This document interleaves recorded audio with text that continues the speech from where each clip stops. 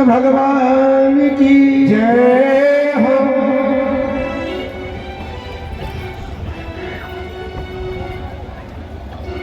Hello, देखिए बड़े सौभाग्य की बात है कि आज श्रीमद् भागवत जी के बीच आशीर्वाद लेने के लिए गंगापुर सिटी पूर्व विधायक श्री मान सिंह जी गुजर साहब पधारे हैं एवं सभापति श्री शिवरतन जी अग्रवाल पधारे हैं। आप दोनों हाथों की तालियों हमारे बस्ती के समस्त पंच पटेलों से निवेदन है कि एमएलए साहब का, सभापति साहब का साफा और माला पहना करके स्वागत सम्मान करें।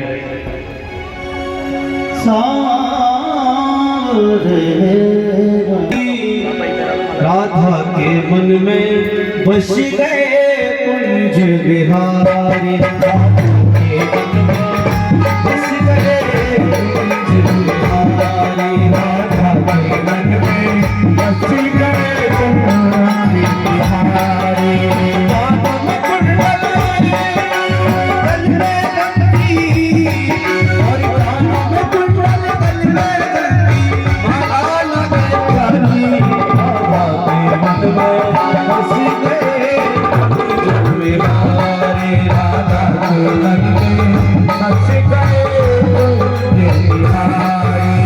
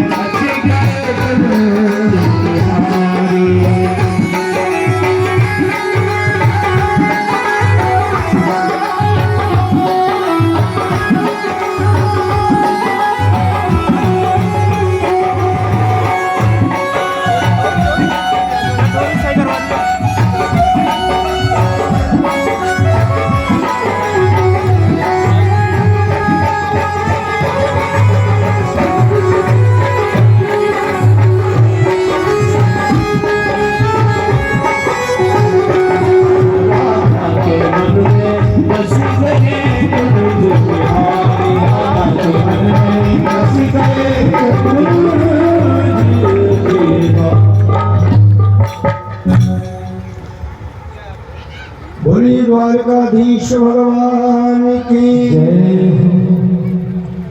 बड़े सौभाग्य की बात है कि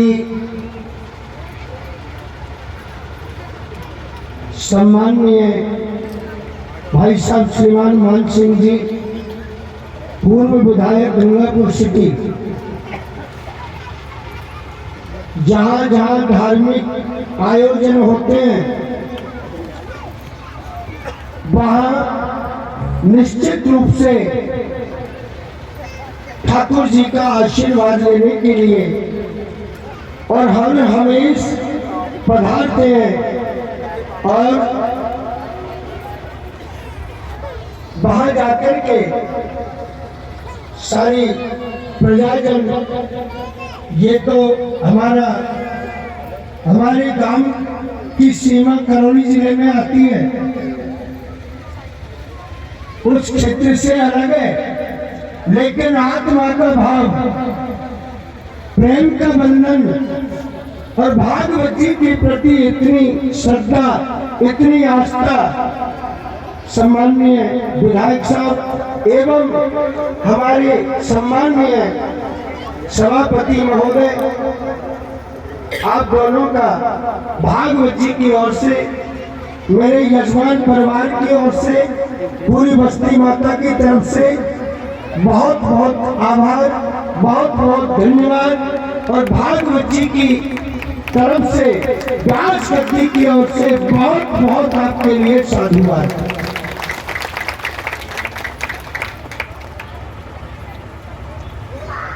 मेरे भाई बहन, ठाकुर जी की कृपा, ततो निरुद्धम सूर्ययाम्ना रथम समोरप्य कुशलाभ्रतेन। भगवान श्री कृष्णचंद्र हस्तिनापुरी के बीच में गए और हस्तिनापुरी में जाकर के सारे सभासद एकत्रित हुए। सभी ने भगवान का अभिनंदन किया, ठाकुर जी का अभिनंदन किया। बोले प्रभु, आज आपने बहुत बड़ा अनुग्रह किया है, आज आपने बड़ी अच्छी कृपा की है। भगवान कहने के लिए लगे हैं, युधिष्ठिर जी आपने मुझे कैसे याद किया? बोले प्रभु, और आपने विचार कर लिया कि नहीं, ये तो 90 पैसे में ही होना चाहिए, तो उसमें पुण्य लग जाएगा, इसलिए धन को खर्च तो करना पड़ेगा। तो बोले महाराज, इतना धन तो हमारे पास नहीं, अगर इतना धन नहीं है तो यज्ञ रहने दो, मत करो। बोले महाराज, फिर मेरा विचार तो अधूरा रह जाएगा। मैंने मानसिक संकल्प जो ले रखा है राजसूय यज्ञ कराने का, वो कैसे पूर्ण होगा? ठाकुर जी ने कहा, सुनो, इसके लिए कोई व्यवस्था करो। बोले जी क्या व्यवस्था करें? बोले दिग्विजय करेंगे देश विदेश के बीच में, राजा महाराजाओं के साथ में दिग्विजय करेंगे। बोले जी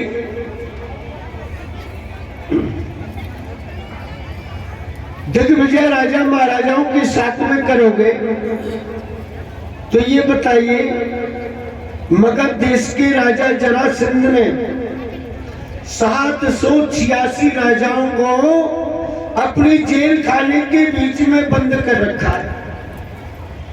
कितने राजाओं को? 786 राजा, पृथ्वी के जो बड़े बलिष्ठ राजा हैं, बड़े बड़े, उन राजे महाराजाओं को अपने कारागृह में डाल रखा है राजा जरासंध ने। पहले इसका उपाय करो, जरासंध की मृत्यु हो, उसके बाद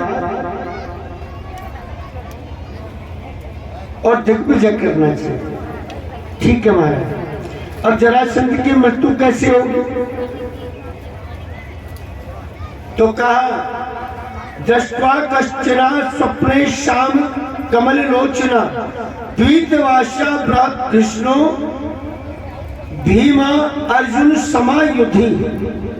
भगवान श्री कृष्णचंद्र कहने लगे, बोले सुनो, अर्जुन और भीम ये दोनों मेरे साथ में चलने की तैयारी करें और हम मगध देश के लिए जाएं, और मगध देश में जाकर के राजा जरासंध दानी राजा है, याचकों को दान करने वाला है। हम संत ब्राह्मणों का बाना बना करके जाएंगे, तो राजा जब दान देने के लिए आएंगे तो हम वरदान मांग लेंगे युद्ध का। ठीक है महाराज। गेरुआ रंग के वस्त्र पहन लिए, रुद्राक्षों की माला पहनी, त्रिपुंड लगा लिए, बड़ का दूध लगा लगा करके केसों की और लट्टी बना ली तो साधुओं की सी जटा बन गई। हाथ में कमंडल लेकर के, रुद्राक्ष की माला लेकर के मगध देश के बीच में और राजा के महलों के द्वार पर पहुंचे।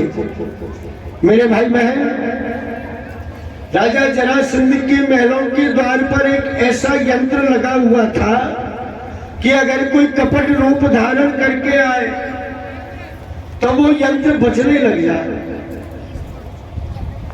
लग जाए और राजा को इस बात का पता लग जाता है कि मेरे साथ में कोई ना कोई घटना घटित होने वाली है, धोखा होने वाला है।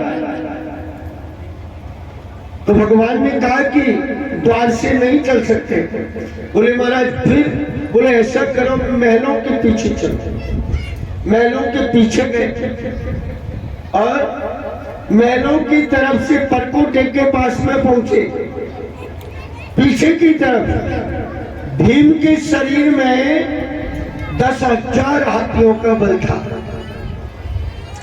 मेरे भाई बहन, भीम के शरीर में 10,000 हाथियों का बल। भीम से कहा कि जोर से अपने बलपूर्वक ताकत लगा करके और जोर से दीवार को टक्कर मारो, सो पीछे से दीवार गिर जाए। भीम ने एकदम से ताकत लगा करके और जैसे ही दीवार को टक्कर मारी कंधे से, सो महाराज पीछे से महलों की दीवार फैल गई, द्वार बन गया। पीछे से द्वार बना करके और महलों के अंदर प्रवेश किया। अब जैसे ही महलों के अंदर प्रवेश क्या किया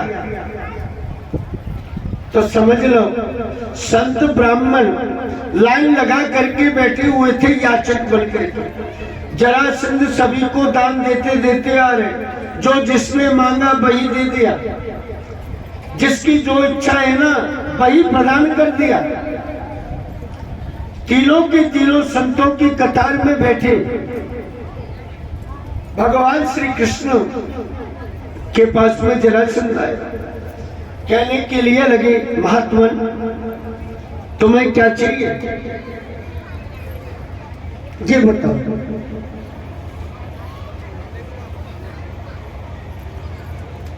तुम्हें क्या चाहिए? बोले महाराज हम कोई ऐसे याचक नहीं है, हम साधारण दान लेने वाले नहीं हैं।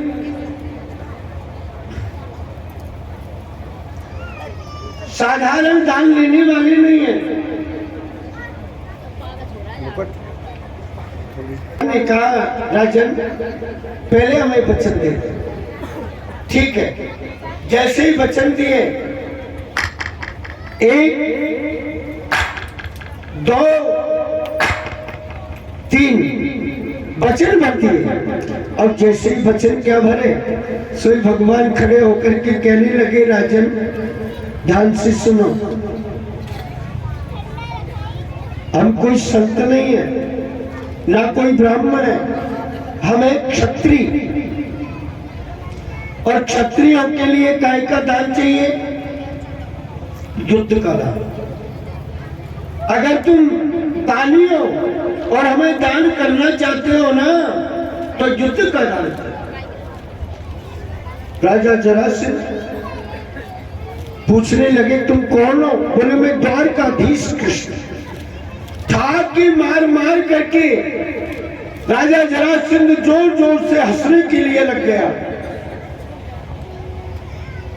बोले रे द्वारकाधीश, तू मेरे साथ में युद्ध करेगा? तुझे लज्जा नहीं आई? एक बार रणभूमि के बीच में पीठ दिखा करके जो भाग जाए उसके साथ में दोबारा युद्ध नहीं करता। तू तो पहले पहले भगोड़ा है, पीठ दिखा करके भाग गया ना, फिर तेरे साथ में मैं कैसे युद्ध कर सकता? जैसे कहा भगवान ने कहा ठीक है, अगर मेरे साथ में युद्ध नहीं कर सकते कोई बात नहीं, मेरे साथ में ये अर्जुन है, अर्जुन के साथ में युद्ध कर लो। बोले अर्जुन के साथ में भी युद्ध नहीं कर सकते, अर्जुन के साथ में नहीं कर सकते। बोले जी क्यों? ये अर्जुन पूर्व समय के बीच में स्त्री था, तो स्त्री के साथ में युद्ध करे ये पुरुष लोगों को शोभा नहीं देता। अर्जुन भी मेरे साथ में युद्ध करने के योग्य नहीं। फिर ऐसा करो, भीम के साथ में युद्ध करो।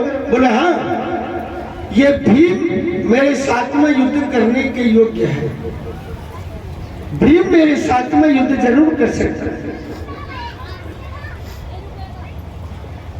बोले जी भगवान कहने लगे राजन, हमारी भी यही इच्छा थी कि तुम्हारा युद्ध भीम के साथ ही संपन्न हो, हमारी यही इच्छा थी। तो आप भीम के साथ में युद्ध करें। भीम के साथ में युद्ध करने के लिए लगे, सारे नियम संयम रीति नीति और युद्ध करने की समझा दी। अब जैसे युद्ध करने की रीति और नीति दोनों समझाई,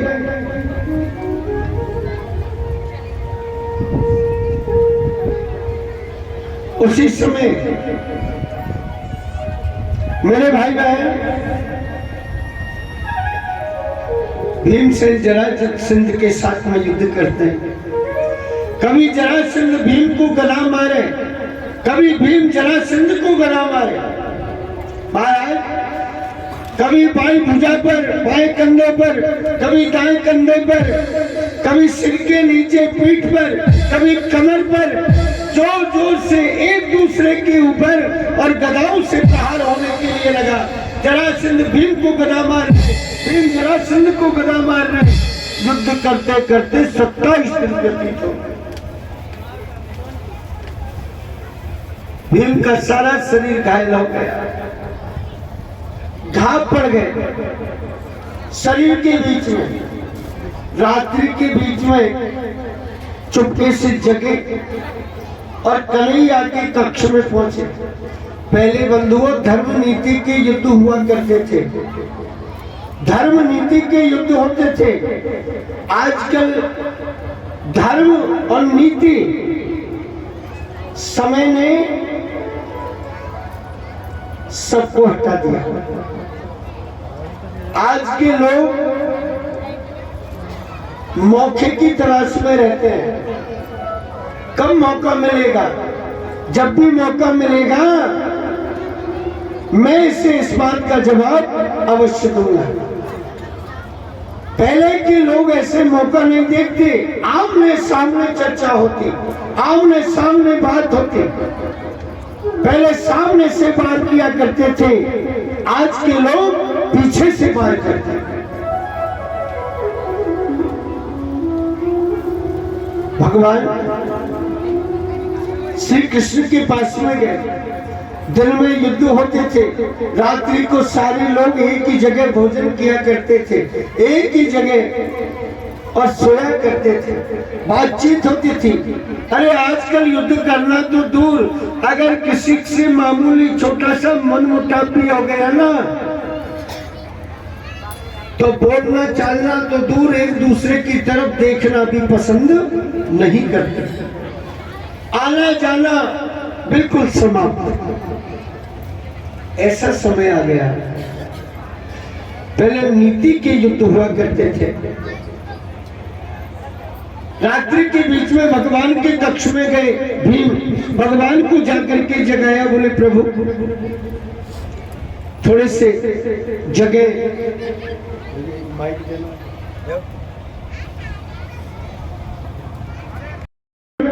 पर आता है और गंगापुर हमसे मात्र 7 या 8 किलोमीटर की दूरी पर आता है। अगर किसी प्रकार से येन केन प्रकार अगर ऐसा हो जाए, हमारे करौली जिले से अगर छटनी हो तो हमारी ग्राम पंचायत गंगापुर जिले कि बीच में गंगापुर विधानसभा में अगर एंड हो जाए तो बार बार हमारी बस्ती माता की जनता आपको आशीर्वाद देने के लिए तैयार है। बोलिए भागवत भगवान जय। 2 मिनट के लिए माननीय विधायक साहब और आप लोगों के लिए संबोधित कर रहे, प्रेम से आप लोग सुने। बोले भागवत भगवान की व्यासपीठ पे विराजमान भागवताचार्य जी, बहुत खुशी है कि अपने गांव में जब आयोजन होता है तो उसका आनंद चौगुना होता है। गांव की सरदारी और यहाँ पर हमारे छावा के भी भाई बैठे हैं, पूरी सरदारी को, मातृशक्ति को, ब्रह्मजनों को हमारा प्रणाम। बहुत खुशी का मौका है। सनातन धर्म में भागवत जी का बहुत उच्च स्थान है। हमारे जीवन का किस प्रकार से निर्णय हो, लोक परलोक कैसे सुधरे, कौन से रास्ते पे हम चले, सारा निचोड़ भागवत की कथा में है। आप भाग्यशाली हैं कि आपको पूरा श्रवण करने का मौका मिल रहा है। जो लोग भागवत का आयोजन करते हैं वो भी भाग्यशाली हैं।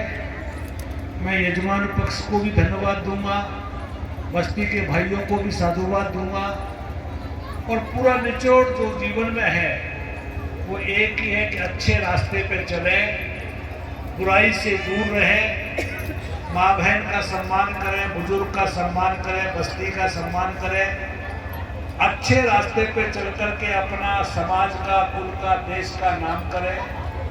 यही भागवत का सही मायने में निचोड़ है।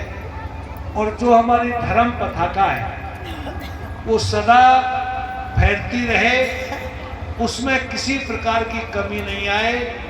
हर हाल में जिस प्रकार की हमारी जो मान्यताएं हैं वो बनी रहनी चाहिए।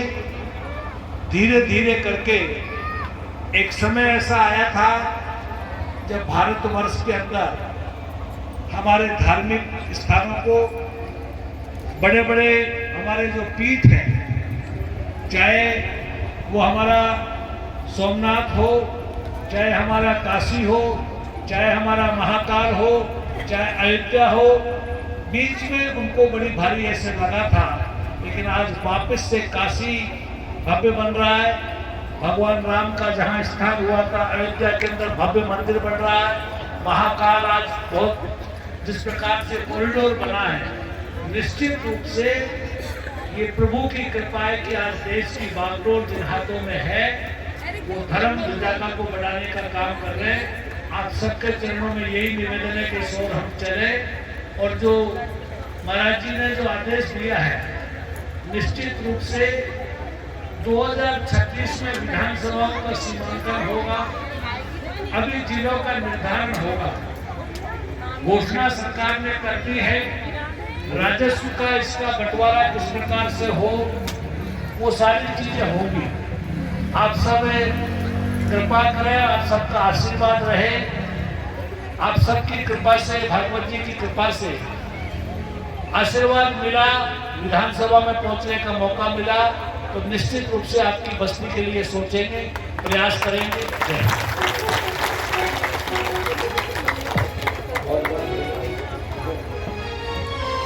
लोग भगवत महापुराण की जय।